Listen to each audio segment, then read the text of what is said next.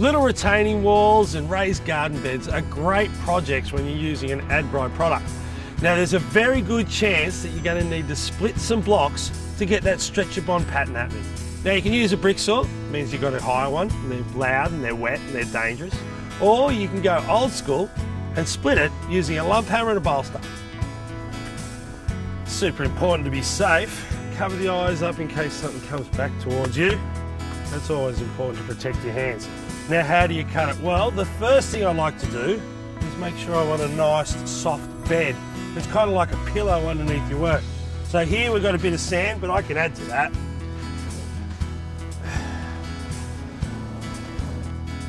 And now when I hit it, there won't be any shock waves going through it and it won't shatter on me, and I'll get a nice straight line. Marking it out. Well, as you can see, the two faces are off centre. So if I measured half of this, it'd be here, and if I measured half of that, it'd be here, and my cut would end up being on an angle. But the circle is in the middle. So with my pencil, I can find the centre of that, bring it out to the edges, and mark the face. Turn it over and do the same thing, and then just connect the dots.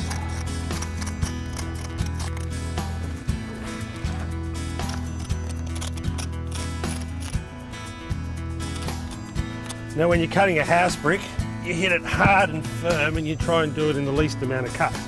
But with one of these blocks, I like to go around, give it a light tap, I call it scoring, just so I can see the line instead of the pencil mark.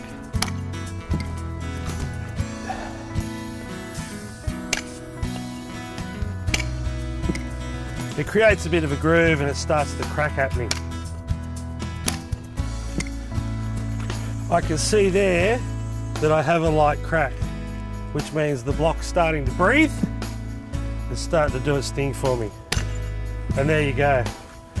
Two perfect halves with nice straight faces. Now if you have a little bit that's sticking out like this, you can grab your bolster and clean it up.